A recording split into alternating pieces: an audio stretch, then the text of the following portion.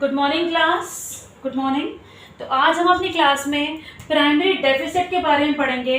हमने last class में budget deficit के 3 टाइप्स हैं जो कि हमने लास्ट क्लास में कवर करे थे, फिस्कल डेफिसिट और रेवेन्यू डेफिसिट। जो थर्ड वन है प्राइमरी डेफिसिट। प्राइमरी डेफिसिट वो डेफिसिट है जिससे कि हम लोग अपना फिस्कल डेफिसिट में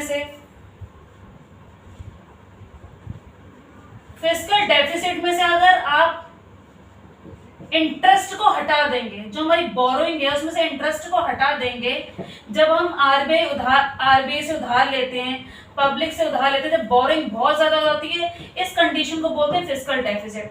अगर इससे इंटरेस्ट पे भी हटा देंगे तो that is called primary deficit. ये इसको क्या बोलते हैं? Primary deficit. क्या बोलते हैं इसको? Primary deficit. ठीक है बेटा। प्राइमरी डेफिसिट का इम्प्लीकेशन क्या है कि प्राइमरी डेफिसिट वो डेफिसिट है जिससे कि हम इंटरेस्ट हटा देते हैं। ठीक है, तो हमारे तीनों पॉइंट हो गए बेटा किस चीज के। हमने क्या क्या पढ़ा? बजट डेफिसिट पढ़ा। बजट डेफिसिट में हमने जो 3 पॉइंट्स थे बजट डेफिसिट के 3 पार्ट्स में था, रिवेन्यू डेफिसिट,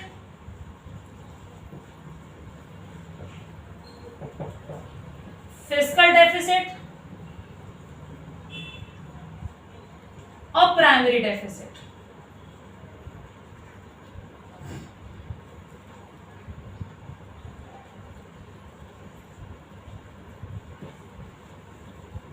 ठीक है बेटा, तो 3 टाइप्स हैं हमारे डेफिसिट के। अब हम आज की क्लास में एक और टॉपिक जानेंगे कि हमारा बैलेंस बजट और इनबैलेंस बजट क्या होता है। तो बैलेंस बजट के बारे में पढ़ेंगे और इनबैलेंस बजट के बारे में पढ़ेंगे, उसके मेरिट्स और डीमेरिट्स देखेंगे। तो बैलेंस बजट तो वो होता है जब गवर्नमेंट का एक्सपेंडिचर और गवर्नमेंट की रेवेन्यू इक्वल होता है, that is called balance budget. ठीक है, बैलेंस बजट हमारे इसके बहुत सारे मेरिट्स हैं और डीमेरिट्स हैं। तो सबसे पहले हम पढ़ते हैं बैलेंस बजट।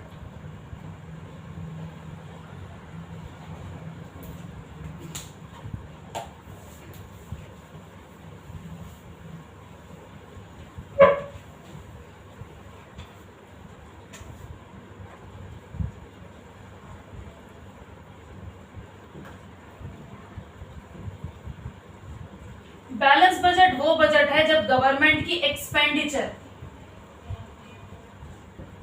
ठीक है, गवर्नमेंट का जो खर्चा है, ठीक है, जो गवर्नमेंट का खर्चा है, balance budget, the balance budget is a budget of the government receipt equal to government expenditure. जो रिसिप्ट है उसके इक्वल क्या हो जाए? गवर्नमेंट की रिसिप्ट के इक्वल उसका एक्सपेंडिचर। इसको हम बोलेंगे बैलेंस बजट। ठीक है, that is called balance budget. Balance budget वो बजट है जिसमें कि गवर्नमेंट की रिसिप्ट के बराबर हो जाए गवर्नमेंट का expenditure, that is called balance budget. अब इसके मेरिट्स क्या हैं बैलेंस बजट के? मेरिट्स और डीमेरिट्स। पहला मेरिट हमारा ये है कि जो भी कुछ the government does not wasteful expenditure, जो गवर्नमेंट है वेस्टफुल एक्सपेंडिचर नहीं करती। तो बैलेंस में जितना भी है हम वेस्टफुल एक्सपेंडिचर नहीं करेगी, किसमें? बैलेंस बजट में। इसका क्या है? मेरिट पहला। दूसरा जो मेरिट है वो एक तरीके से the balance budget ensure the financial stability. Financial stability क्या? ठीक है, ना इन्फ्लेशन आ रहा है ना डिफ्लेशन आ रहा है। ठीक है, तो ये भी कंडीशन क्रिएट करेगा कौन? Balance budget. अब डीमेरिट्स क्या है बैलेंस बजट के? तो बैलेंस बजट के हमारे डीमेरिट्स हैं कि balance budget is not offered to the solution. किसी भी प्रॉब्लम का सॉल्यूशन नहीं है, क्योंकि अनएम्प्लॉयमेंट बैलेंस बजट से भी नहीं गया। ठीक है, एम्प्लॉयमेंट तो क्रिएट होता रहेगा। ठीक है, अनएम्प्लॉयमेंट खत्म नहीं हुआ है। Balance budget did not offer any solution of the problem of unemployment when employment is linked with the lack of aid. It happened to the most European country during the 1930s में हम लोग को ये देखने को मिला था, बहुत सारी यूरोपियन कंट्री में ऐसी कंडीशन देखने को मिली थी। अब balance budget is not growth, not a contradict of the growth in less to the developing country. अब बैलेंस बजट से जो लेस डेवलपिंग कंट्री है उसमें कोई ग्रोथ नहीं होती है। जो लेस डेवलपिंग कंट्री है उसमें कोई ग्रोथ नहीं होगी। जो डेवलपिंग कंट्री है उसमें तो ग्रोथ होगी, पर लेस डेवलपिंग कंट्री है उसमें कोई ग्रोथ नहीं होगी। That is a disadvantage, demerits of balance budget. तो बैलेंस बजट वो बजट है जबकि गवर्नमेंट का रिसिप्ट और गवर्नमेंट की एक्सपेंडिचर इक्वल हो जाते हैं। ठीक है, नेक्स्ट पढ़ते हैं हम imbalance budget. Unbalance budget, unbalance budget को दो भागों में बांटा गया है, सरप्लस बजट और डेफिसिट बजट। तो आज इसमें कवर करते हैं अनबैलेंस बजट क्या है।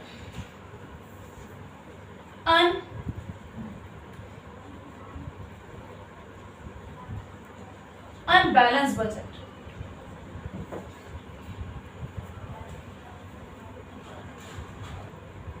तो बेटा अब हम पढ़ेंगे अनबैलेंस बजट।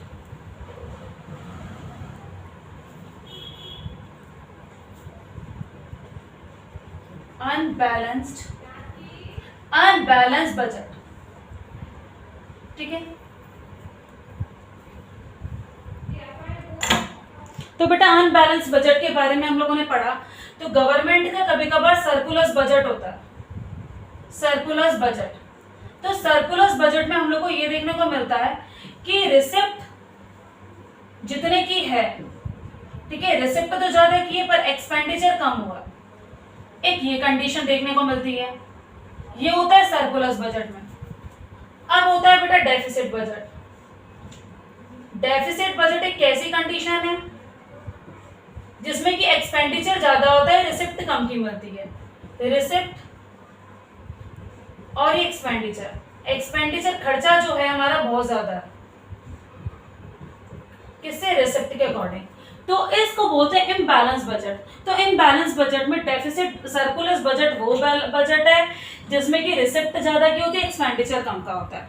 तो देखते हैं बेटा कैसे इसके मेरिट्स और डीमेरिट्स क्या हैं। तो सरप्लस बजट के मेरिट क्या है। पहला मेरिट सरप्लस बजट का हमारा है कि ये बेटा ऐसी कंडीशन होती है कि जब एग्रीगेट डिमांड ज्यादा होता है, ठीक है, तब हमारा राइजेस टू द रेवेन्यू। जब डिमांड हमारी lower the level of AD, surplus budget plugs to the inflationary gap, inflationary gap को क्रिएट करता है, ठीक है।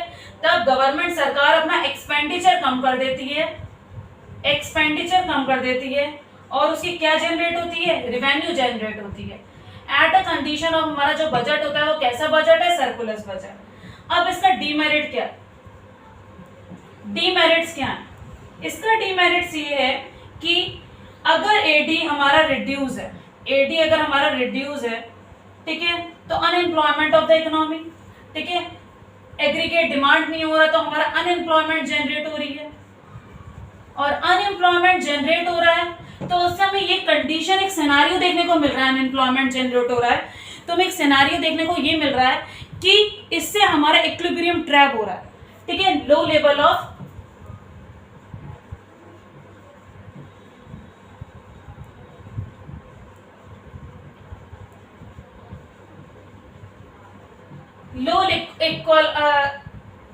Low level of equilibrium trap, ठीक है। ऐसी कंडीशन किस में देखने को मिल रही है, सरप्लस बजट में। ये कंडीशन किस में देखने को मिल रही है हमें, सरप्लस बजट में। Low level of equilibrium trap हो रहा है, ठीक है। अब जब हमारा डेफिसिट बजट है, जब हमारा सरकार का एक्सपेंडिचर तो बहुत ज्यादा हो रहा है और हमारी रेवेन्यू बहुत कम हो रही है, ठीक है, हमारी रिसिप्ट हमारी बहुत कम की है। एट दिस कंडीशन हमारा इसका ये पॉइंट है कि उस टाइम पीरियड पे हमारा क्या होगा। उस टाइम पीरियड पे एक तो गवर्नमेंट क्या कर देगी, जो वेस्टफुल एक्टिविटीज है उसमें पैसा खर्च करना कम कर देगी। तो एक सबसे इसका पहला जो पॉइंट है वो वेस्टफुल एक्टिविटीज पे एक्सपेंडिचर कम कर देगी, ठीक है। क्या करेगी, वेस्टफुल एक्टिविटीज में एक्सपेंडिचर कम कर देगी, ठीक है। तो गवर्नमेंट का जो भी रेवेन्यू होगी वो तो ज़्यादा होगी और हमारा एक्सपेंडिचर होगा, वो खर्चा जो होगा हमारा क्या होगा, कम होगा, ठीक है। तो इस पॉइंट में हम लिखेंगे मेरिट में, द डेफिसिट बजट एक्सक्लूडेड, इसका मेरिट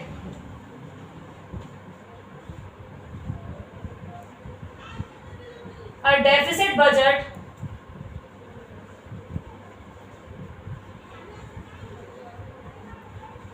एसिलरेट्स, जो हमारा डेफिसिट बजट है वो एसिलरेट करता है, क्या एसिलरेट करता है कि the process of economic growth,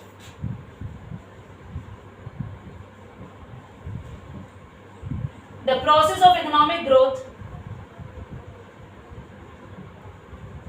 एक ऐसा प्रोसेस है कि हमारी इकोनॉमिक ग्रोथ होती है, ठीक है। फिर हमारा दूसरा पॉइंट ये है कि हमारी जो वेस्टफुल एक्टिविटीज हैं उसका मूवमेंट बिल्कुल खत्म होता है, अवॉइड द वेस्टफुल एक्सपेंडिचर, ठीक है। सेकेंड हमें देखने को मिलता है अवॉइड वेस्टफुल एक्सपेंडिचर, हम बेकार का खर्चा नहीं करते, ठीक है।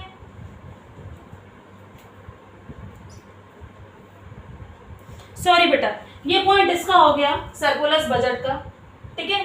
इसमें क्या होता है, इसका उल्टा हो गया, ठीक है।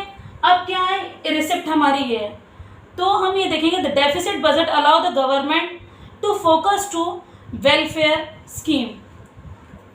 तो वेलफेयर स्कीम में फोकस किस पे करेगा, सरप्लस बजट में, और वेलफेयर स्कीम भैया डेफिसिट बजट हो जाएगा। तो ये पॉइंट मेरिट इसका है, ठीक है। ये मेरिट किसका है, इसका है। जब हमारा एक्सपेंडिचर ज्यादा हो जाएगा तब तो हमारा डीमेरिट क्या होगा, इसने एक्सपेंडिचर, इसने खर्चा कर दिया, किसमें खर्चा कर दिया, एक्सपेंडिचर। क्यों ज्यादा हो गया इसमें, एक्सपेंडिचर इसलिए ज्यादा हो गया क्योंकि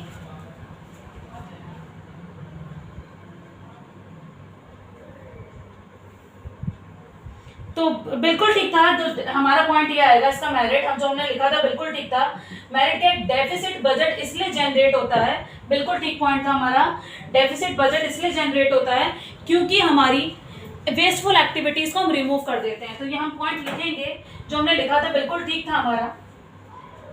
जब हमारी रिसिप्ट एक्सपेंडिचर ज्यादा का है और खर्चा ज्यादा का है और रिसिप्ट कम की है, तो हमारी कैसी कंडीशन, मेरिट क्या है, the deficit budget,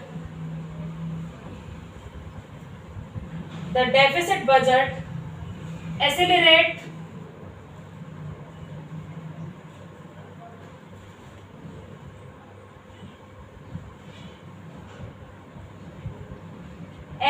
the process of economic growth। किसकी इकोनॉमिक ग्रोथ बेटा, प्रोसेस। और नेक्स्ट हमारा मेरिट क्या होगा कि welfare of the scheme of people, welfare scheme, क्योंकि उसने वेलफेयर स्कीम करी होगी तभी तो भैया ज्यादा एक्सपेंडिचर खर्चा हुआ। ज्यादा खर्चा कब हुआ, वेलफेयर स्कीम में पैसा दिया, ठीक है। अब हमारे इसके डीमेरिट्स क्या होंगे डेफिसिट बजट के, डीमेरिट, सबसे पहला डीमेरिट हमारा यही होगा कि हमें क्या करना है, a deficit budget is led to financial stability, unstability. Financial stability नहीं होगी, इन्फ्लेशन और डिफ्लेशन होगा, ठीक है। नेक्स्ट हमारा क्या है, the deficit budget encourage the wasteful unnecessary activities. भैया सरकार ज्यादा से ज्यादा एक्सपेंडिचर खर्चा कर रही है किस पे, वेस्टफुल और अननेसेसरी एक्टिविटीज में, ठीक है। तो हमारा ज्यादा से ज्यादा खर्चा हो रहा है।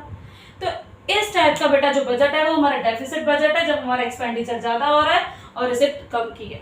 इसको क्या बोलेंगे, कैसे बजट बोलेंगे, डेफिसिट बजट, ठीक है। तो हम लोगों ने चैप्टर में क्या क्या पढ़ा, सबसे पहले रिवाइज करते हैं। सबसे पहले हमने गवर्नमेंट बजट की डेफिनेशन देखी कि एनुअल बजट है क्या। एनुअल बजट के बारे में हमने ये देखा कि हमारा स्ट्रक्चर है, स्ट्रक्चर एंड कंपोनेंट, ठीक है। बजट क्या, capital budget and revenue budget. Capital budget को 2 पार्ट्स में बांटा गया है, हमारा बजट रिसिप्ट और बजट एक्सपेंडिचर, ठीक है। और हमारा रेवेन्यू रिसिप्ट को रेवेन्यू रिसिप्ट और रेवेन्यू एक्सपेंडिचर, ठीक है। हम लोगों ने ये देखा। उसके बाद हमारा कैपिटल रिसिप्ट हमने सबसे पहले पढ़ा। कैपिटल रिसिप्ट से क्या होता है बेटा कि हमारी हमने जो कोई बोरोइंग ली है उससे हमारी लायबिलिटी इंक्रीज होती है और असेट्स हमारी डिक्रीज होती है। द कंडीशन, हमने बहुत सारे टैक्सेस के बारे में पढ़ा कि कितने टाइप के टैक्सेस होते हैं, रेवेन्यू टैक्सेस वगैरह, ठीक है। रेवेन्यू टैक्सेस, रेवेन्यू किस किस चीज़ों में लग रही है हमारी, और tax non receipt non revenue tax, ठीक है। टैक्स के बारे में इनडायरेक्ट टैक्स, डायरेक्ट टैक्स, ठीक है। इसके बाद हमने बजट डेफिसिट के बारे में पढ़ा। बजट डेफिसिट 3 टाइप के होते हैं, फिस्कल डेफिसिट, रेवेन्यू डेफिसिट और प्राइमरी डेफिसिट, ठीक है।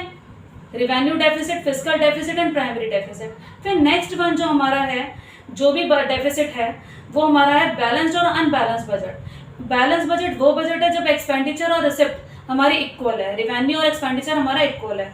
और अनबैलेंस बजट वो बजट है जब हमारा सरप्लस बजट है और डेफिसिट बजट है। सरप्लस बजट में एक ऐसी कंडीशन आती है कि हमारा एक्सपेंडिचर तो कम हो रहा है और रिसिप्ट ज़्यादा की है, इसका उल्टा डेफिसिट बजट में होता है, ठीक है। डेफिसिट बजट में क्या होता है, एक्सपेंडिचर खर्चा ज़्यादा हो रहा है, रिसिप्ट कम की है, ठीक है, इसके बाद हम देखते हैं कि इस चैप्टर में कैसे कैसे एमसीक्यूज आते हैं। जैसे कि एमसीक्यूज एक दे दिया गया, which of the following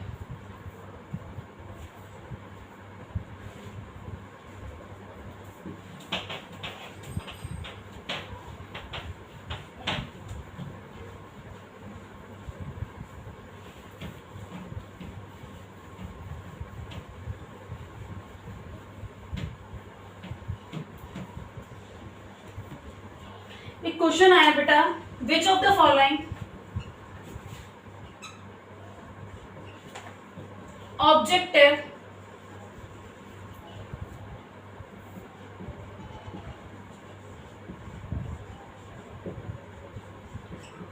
of government budget.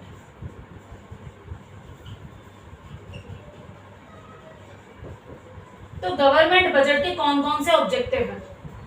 पहला हमारा ऑब्जेक्टिव हुआ distribution of income and wealth,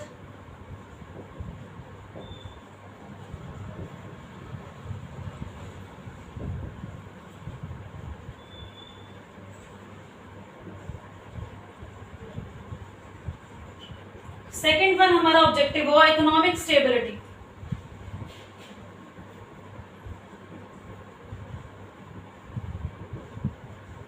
और तीसरा हमारा हुआ जीडीपी ग्रोथ।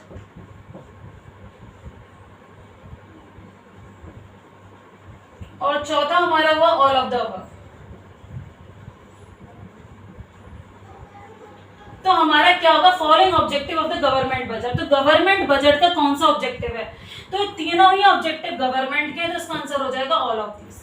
तो इसमें क्वेश्चन में एमसीक्यूज में पूछ लिया गया कि कौन सा गवर्नमेंट के बजट में कौन सा हमारा ऑब्जेक्टिव है। तो एक क्वेश्चन और लेते हैं हम,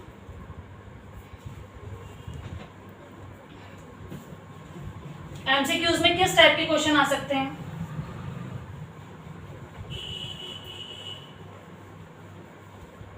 नेक्स्ट क्वेश्चन है हमारा कि which is the following of direct tax, which of the following which of the following is a direct tax, is a direct tax? कौन सा इसमें direct tax? A income tax, second B sales tax, C हमारा excise duty,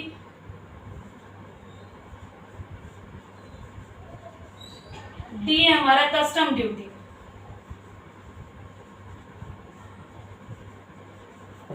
तो कौन सा direct tax है? तो direct tax वो टैक्स है जो कि पर पर्सन की एक जिसकी इनकम है उस पे अफेक्ट जो पड़ रहा है, ठीक है, जो इनकम पे जो टैक्स कटता है that is called direct tax.